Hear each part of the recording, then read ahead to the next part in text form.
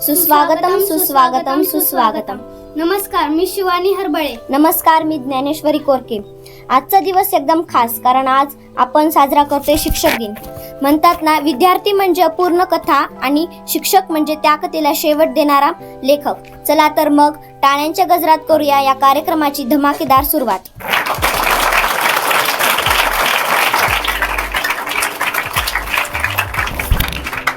आज इथे उपस्थित आहेत आपल्या ज्ञानाचे दीपस्तंभ, आपले शिक्षक सुप्रिया मॅडम, ऐश्वर्या मॅडम आणि कैलास सर यांचे मी मनपूर्वक स्वागत करते.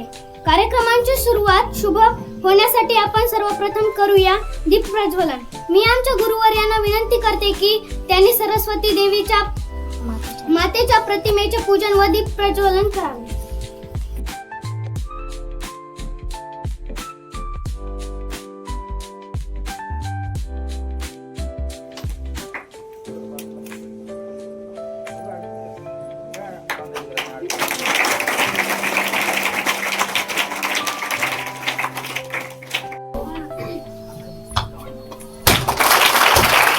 शिक्षक म्हणजे फक्त धडा शिकवणारा नाही, तर जीवनाचा मार्ग दाखवणारा शिक्षक असतो.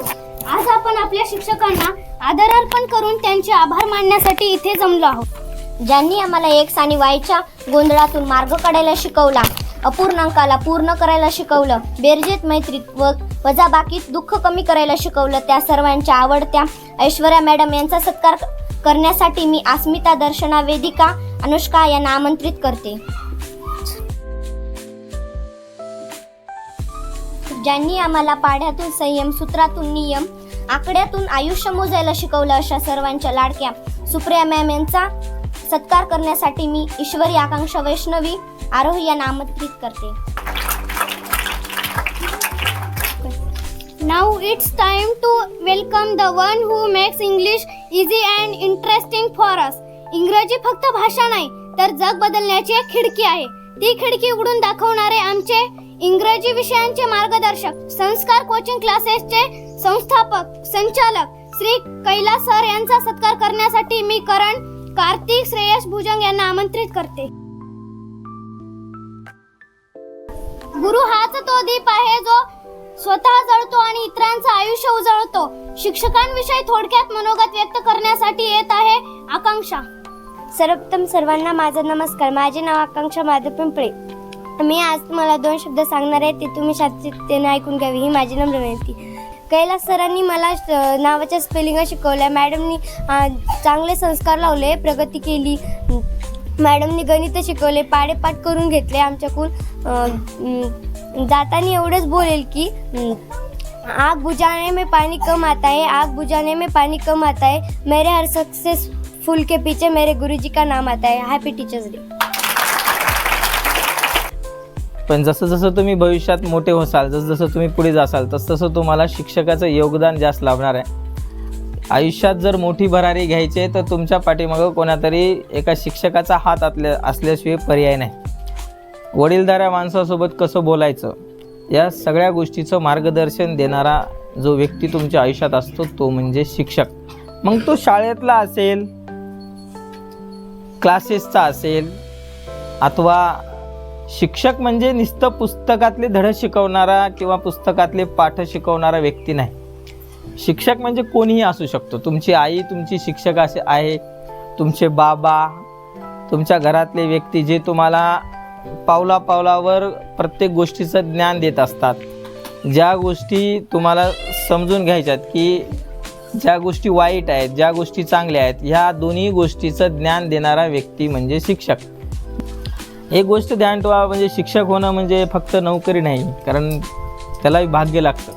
तुमची साधना, तुमची मेहनत, तुमची विद्यार्थ्याप्रती असलेली तळमळ, प्रत्येक विद्यार्थ्याने शिकावं, त्यांनी त्यांच्या आयुष्यात काहीतरी मोठं व्हावं, भविष्यात चलून मोठ्या पदावर गेल्यावर त्यानं म्हणावं की हे माझे शिक्षक आहेत.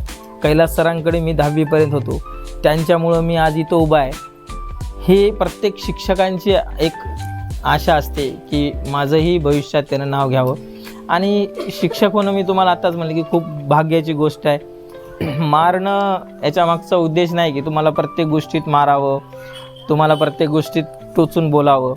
त्याच्या मागचा एकच उद्देश असतो आणि ते एकमेव उद्देश म्हणजे तुमच्यात सुधारणा व्हावी.